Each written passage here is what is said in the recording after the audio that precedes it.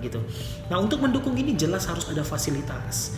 Ada yang namanya learning space. Nah, tapi mungkin apa itu learning space?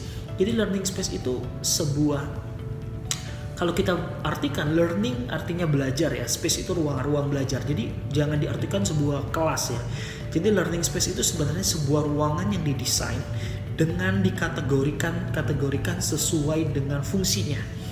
Contohnya saja, misal bagaimana seorang, misalnya kita bilang ini yang paling gampang lah ya, seorang koki gitu ya, seorang kita bilang adalah jagonya masak gitu. Bagaimana dia bisa bereksplorasi untuk menjadi seorang koki handal kalau dia tidak didukung dengan sebuah tempat atau sebuah ruangan yang melengkapi fasilitas masak gitu.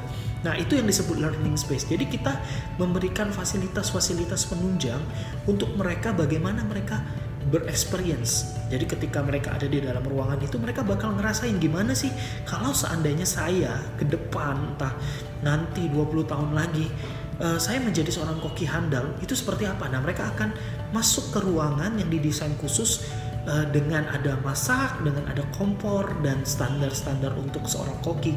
Jadi mereka bisa bereksplorasi, bereksperimen, menciptakan apapun itu produk-produk dari masakan itu. Nah, sebenarnya learning space itu seperti itu. Jadi menunjang dan mendukung anak-anak itu punya sebuah daya pemikiran yang seandainya gitu, kalau saya masuk ke profesi ini seperti apa rasanya. Nah, mereka dapat belajar dan ditemukan untuk merasakan seperti itu. Mereka dapat masuk ke dalam learning space ini.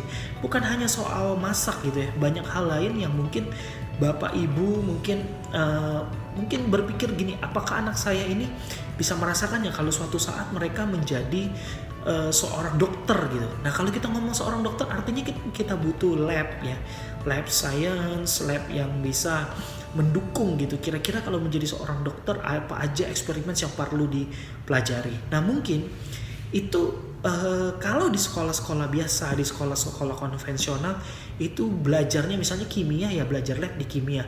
Tapi kalau di kita itu belajar di learning space, bagaimana kurikulumnya disesuaikan dengan profesi yang di masa depan mereka inginkan gitu. Nah, itu contoh kecil tentang learning space kalau kita ngomong soal kekinian.